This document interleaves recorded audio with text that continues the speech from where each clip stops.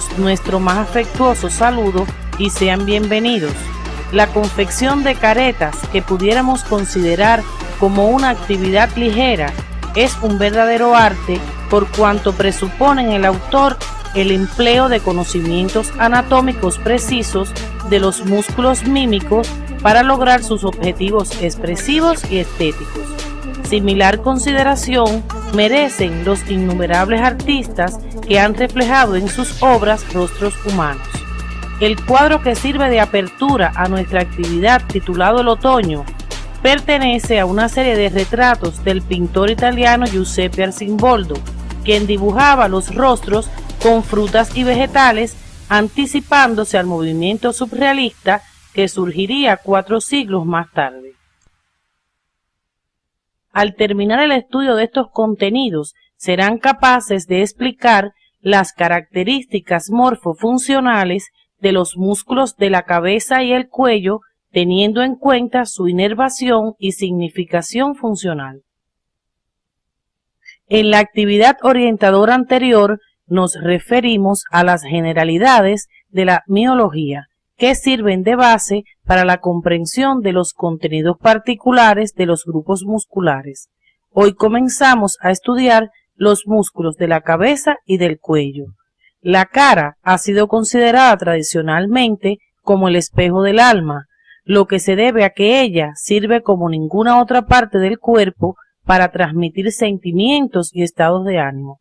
Esta capacidad del rostro es el resultado de la reunión en ella de los globos oculares, cuyos movimientos y expresión son altamente comunicativos, de los músculos masticatorios y de los denominados músculos mímicos, especializados en dar corporeidad a las emociones y sentimientos. Los músculos de la cabeza tienen particularidades que los distinguen de los del resto del organismo. Sus funciones son participar en la masticación de los alimentos y en la expresión de los estados de ánimo y emociones, por lo que para su estudio se agrupan en músculos de la masticación y músculos mímicos. Los músculos de la masticación derivan del primer arco faríngeo. Se especializan en los movimientos de una palanca ósea que es la mandíbula y son inervados por el nervio trigémino, quinto nervio craneal, mientras que los mímicos derivan del segundo arco faríngeo, no participan en el movimiento de palancas óseas y reciben su inervación del nervio facial. La diferencia de inervación de ambos grupos obedece al origen común de nervios y músculos en ambos arcos. Comenzaremos por los masticatorios. Los músculos masticatorios son 4 y se denominan temporal, macetero, pterigoideo medial y pterigoideo lateral. En la imagen se muestran el temporal y el macetero, que son los que se sitúan superficialmente. Para visualizar los pterigoideos se requiere retirar los músculos mencionados anteriormente y una parte de la rama de la mandíbula. En conjunto están situados alrededor de la articulación temporomandibular, extendiéndose entre 2 huesos, de los cuales uno es la mandíbula, por lo que la ponen en movimiento, participando en la masticación y en el lenguaje articulado. A continuación abordaremos las características particulares de cada uno de estos músculos, teniendo en cuenta la inserción de inicio, inserción terminal, función e inervación. El músculo temporal ocupa la fosa del mismo nombre y se inicia en ella hasta la línea temporal superior. Sus fascículos musculares dispuestos en forma de abanico convergen en un tendón común que termina en el proceso coronoideo de la mandíbula. La contracción de sus fibras en conjunto provoca el cierre de la boca.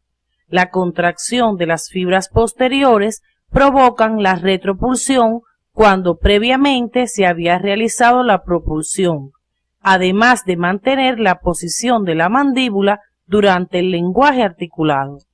El temporal es un ejemplo típico de palanca de velocidad. El punto de apoyo es la articulación temporomandibular y está en un extremo. La fuerza se aplica en un punto intermedio de la palanca, en el proceso coronoideo de la mandíbula, y el otro extremo es el cuerpo de la mandíbula, donde se encuentra la resistencia a vencer. El músculo macetero se inicia en el arco y borde inferior del hueso cigomático y termina en la tuberosidad macetérica del temporal y cara externa de la rama de la mandíbula. Participa en el cierre de la boca conjuntamente con el temporal. El músculo pterigoideo lateral se inicia en la cara inferior del ala mayor del esfenoides y en el proceso pterigoideo. Luego se dirige hacia atrás y lateralmente, terminando en el cuello del cóndilo de la mandíbula, en la cápsula y en el disco intraarticular de la articulación temporomandibular.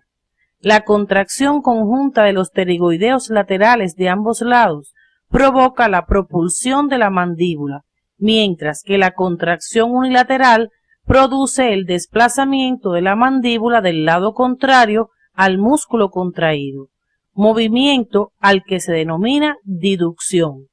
Una vez desplazada hacia adelante la mandíbula, la contracción de las fibras posteriores del temporal la retornan a su lugar, por lo que podemos decir que actúan como antagonistas en este movimiento.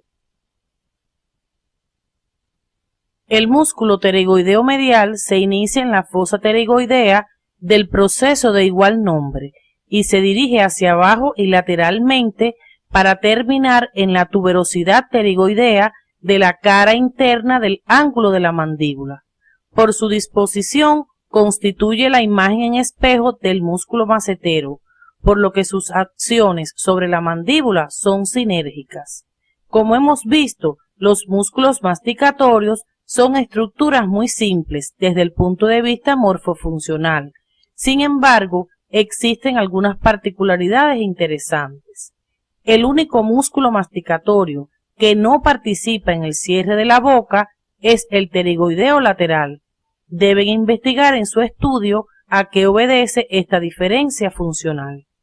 El músculo temporal, al ser un músculo que permite la velocidad en el movimiento de la mandíbula, es el músculo masticatorio de participación más importante en el lenguaje articulado.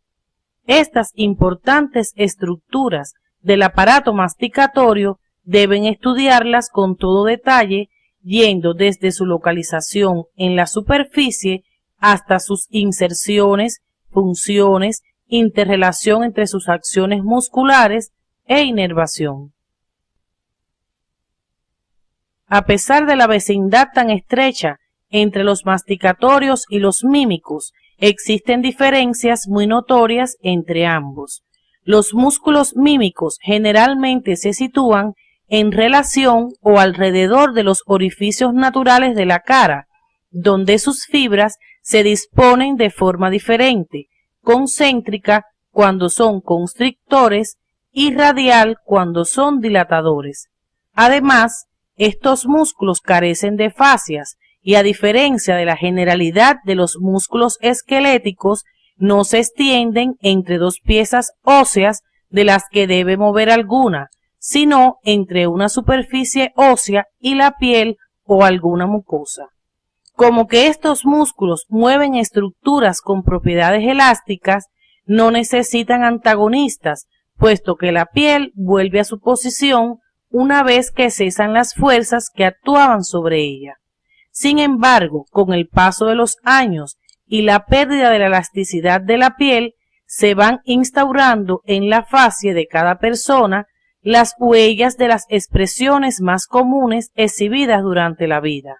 A esto se debe la variedad de expresiones que encontramos en el rostro de las personas de mayor edad. Los músculos mímicos colaboran además en la masticación y en el lenguaje articulado. De acuerdo con los principios anteriores, es posible reconocer los músculos mímicos organizados en 4 grupos que se disponen alrededor de la boca, de la nariz, de las órbitas y del conducto auditivo externo. Estos grupos son los de la calvaria, los periorbitales, los perinasales y los periorales. En el grupo de la calvaria se encuentra un solo músculo integrante, el músculo epicráneo u occipito frontal. Este presenta 3 vientres, denominados frontal, occipital y auricular, y una amplia aponeurosis que cubre la calvaria y sirve de unión entre ellos. Este músculo tiene su fijación ósea en el occipital y termina por delante en la piel de las cejas. Su vientre occipital fija la aponeurosis para que el frontal pueda, al contraerse, formar arrugas transversales en la frente.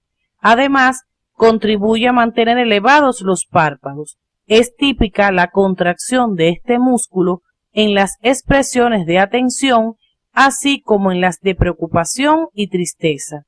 Algunos autores describen al auricular como un músculo independiente con 3 vientres. El orbicular de los ojos es el músculo que cierra los mismos, tanto de forma voluntaria como refleja. Se encuentra situado por delante de la cavidad orbitaria, presentando una parte periférica que se une a su borde óseo y una que se sitúa en el espesor de los párpados. En su estudio independiente deben profundizar en sus partes y en el papel de su porción palpebral en la aspiración de las lágrimas. Profundamente en el músculo orbicular se distinguen unas fibras de dirección horizontal situadas medialmente al arco superciliar que provocan al contraerse pliegues verticales en el entrecejo, el músculo corrugador de las cejas. Algunos autores describen como continuación del vientre frontal del occipito frontal un fascículo denominado prócer o músculo de los orgullosos que forma pliegues horizontales en el entrecejo. El grupo de los músculos periorales es el más numeroso dentro de los mímicos, lo que se explica por sí solo por la repercusión de la boca no solo en la comunicación a través de la palabra, sino por sus posibilidades expresivas extraverbales. El músculo más voluminoso es el orbicular de la boca, músculo elíptico situado en el espesor de los labios. Alrededor del mismo y de forma radiada se disponen en 2 planos un grupo de músculos en forma radiada que en su conjunto son antagonistas del orbicular, capaces de producir diferentes expresiones de acuerdo con el mayor o menor predominio de su contracción. En la imagen pueden apreciar una vista posterior de la piel de los labios y parte de la pirámide nasal, donde se comprueba la disposición elíptica y radial a que nos hemos referido. Puede también comprobarse la disposición en diferentes planos. Observen que los músculos dispuestos radialmente son simétricos y en condiciones normales se encuentran tirando de los labios hacia ambos lados con la misma fuerza, de lo que resulta un equilibrio de posición. Cuando hay lesión del nervio facial que inerva estos músculos en uno de los lados de la cara, la fuerza de los músculos opuestos desvía la comisura labial al lado contrario. Una mención especial entre los periorales lo merece el buccinador, músculo robusto de forma rectangular perteneciente al grupo profundo. Se inicia en los bordes alveolares del maxilar y de la mandíbula y en el rafe pterigomandibular, extendiéndose hacia adelante para terminar en la comisura labial. También llamado músculo de los trompetistas, el buccinador aproxima las mejillas a los dientes, lo cual resulta muy útil durante la masticación para mantener los alimentos entre los molares. Además, permite expulsar el aire y expresar emociones de alegría o llanto. Estos músculos deben conocerlos nominalmente por grupos y aprender bien su situación, acciones e inervación. Hasta aquí hemos podido ver algunas de las principales particularidades de los músculos mímicos que les resultarán útiles en su estudio independiente. El cuello está situado entre la cabeza y el tronco. Tiene como única estructura esquelética la región cervical de la columna, pero dispone de gran diversidad de estructuras musculares.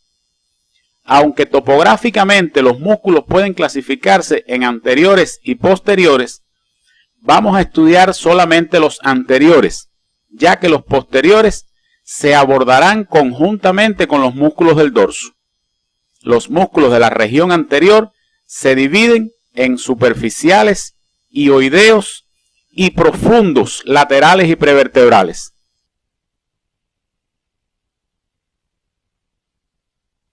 Los músculos superficiales son dos, el platisma y el esternocleidomastoideo. El platisma es un músculo del grupo de los mímicos y como tal carece de fascia y de inserciones bilaterales en palancas óseas y es también inervado por el nervio facial. Observen que se extiende desde su origen a nivel de las primeras costillas hasta el borde inferior de la mandíbula y el labio inferior, hasta donde llega al continuarse con los músculos periorales de esta región. Su contracción tracciona la piel del cuello e impide que las venas subcutáneas del mismo se colapsen.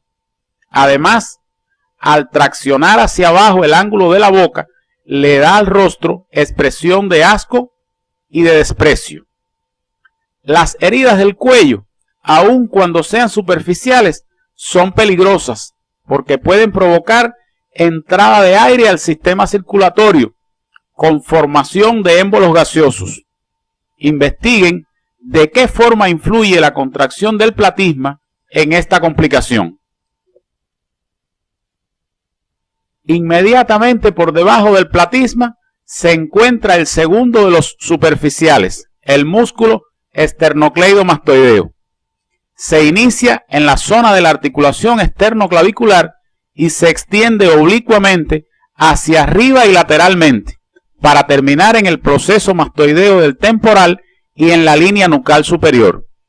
Su tono habitual es importante para mantener la cabeza erguida. Cuando se contrae de forma unilateral, inclina el cuello hacia ese lado. Su contracción bilateral puede flexionar la columna cervical, pero si se mantiene fija la cabeza, se convierte en un músculo inspirador auxiliar. Investiguen cómo es que este músculo, siendo del cuello, puede realizar esta función. Las contracturas de este músculo son frecuentes y se conocen con el nombre de tortícolis. En ocasiones se producen edemas y fibrosis de esta estructura en la vida fetal, lo que da lugar a la denominada tortícolis congénita. El músculo esternocleidomastoideo es una importante referencia superficial para la división topográfica del cuello en una región anterior por delante de él y otra lateral entre su borde posterior y el músculo trapecio. Es además una importante guía en la localización de otras estructuras anatómicas del cuello. Profundamente al músculo, en su parte alta, se sitúa el plexo cervical y en su parte baja el paquete vasculonervioso del cuello. Superficialmente se relaciona con la vena yugular externa. La localización de este músculo es una herramienta importante en manos del médico. En el mismo hay que dominar además inserción, acción e inervación. Los músculos hioideos se encuentran situados en un espacio romboidal que se forma entre los bordes anteriores de ambos esternocleidomastoideos y el borde inferior de la mandíbula, de acuerdo a su ubicación con relación al hueso hioides en el que tienen una de sus inserciones, se denominan suprahioideos e infrahioideos. Los músculos suprahioideos son el digástrico, el milohioideo, el genihioideo y el estilohioideo. Excepto el estilohioideo, tienen inserción en la mandíbula, por lo que si su contracción se produce estando fijo el hioides, desciende en la mandíbula, actuando como antagonistas de los músculos masticatorios temporal, macetero y pterigoideo medial. Si por el contrario la mandíbula está fija por la contracción de los músculos masticatorios, su acción hace ascender el hioides, el que arrastra consigo la laringe, facilitando el acto de la deglución. Los músculos suprayoideos participan además en la deglución, porque su contracción conjunta comprime el dorso de la lengua contra el paladar duro, impulsando los alimentos en dirección a la faringe. Estos músculos relacionados con el hioides son muy importantes y deben conocer bien, además de su situación, acción e inervación, la relación entre las acciones musculares de cada uno de ellos y en grupo. Los músculos infrayoideos se denominan esternotiroideo, esternoyoideo, tiroyoideo y homoyoideo. Derivan de la columna longitudinal en el extremo ventral de los hipómeros y se sitúan debajo de la piel, por delante de la laringe, la tráquea y la glándula tiroides, extendiéndose entre el esternón y el hioides, excepto el homoyoideo que se inicia en la escápula. Su función es fijar el hioides, lo que es esencial para que la mandíbula pueda descender. El homoyoideo, al encontrarse fijado a la fascia cervical, impide además, con su contracción, que se colapsen los vasos del cuello. Son inervados por ramos del plexo cervical y el nervio hipogloso. Los músculos profundos del cuello se dividen en dos grupos, laterales y prevertebrales. Entre los prevertebrales se encuentran los músculos largo de la cabeza y largo del cuello, así como los músculos rectos anterior y lateral de la cabeza. El músculo largo del cuello tiene forma triangular y se encuentra situado en la parte anterior de la columna cervical. El largo de la cabeza se sitúa sobre la parte superior del músculo largo del cuello. Estos músculos son los encargados de flexionar la cabeza y la columna cervical, así como de la inclinación lateral y la rotación de la cabeza. Todos ellos se encuentran inervados por ramos del plexo cervical. En el plano profundo también se sitúan los músculos laterales. Estos son tres y se denominan escalenos anterior, medio y posterior. Se encuentran extendidos entre los procesos transversos de las vértebras cervicales y las primeras costillas. Son músculos inspiradores, ya que al contraerse elevan las costillas. Si éstas están fijas, su contracción flexiona la columna cervical. Si es unilateral, puede flexionar y girar la columna cervical hacia su lado. Estos músculos son inervados por ramos del plexo cervical. En el estudio de estas estructuras profundas es importante la precisión de su situación, acción e inervación por grupos. La presente secuencia de imágenes nos sirve como resumen de los músculos del cuello. Podemos apreciar superficialmente los músculos platisma y esternocleidomastoideo. En un rombo central, los suprayoideos e infrayoideos, y en el grupo profundo, los músculos prevertebrales y laterales. Es también notable en esta imagen la vecindad de los músculos escalenos con el elevador de la escápula del grupo del dorso.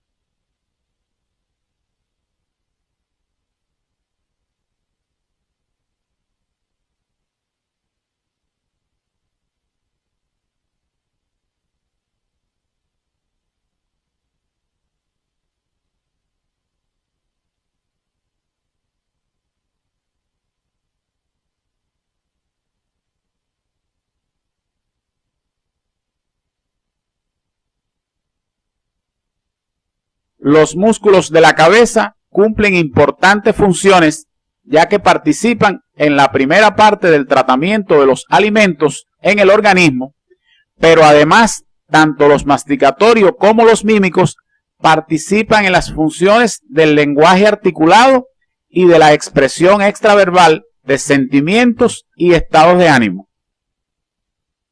Los músculos del cuello juegan un importante papel en la movilización de la columna vertebral cervical, lo que contribuye a mantener el equilibrio corporal, así como en el acto de la deglución, y participan además, aunque en menor medida, en la respiración y en la preservación de los vasos sanguíneos y estructuras viscerales cervicales.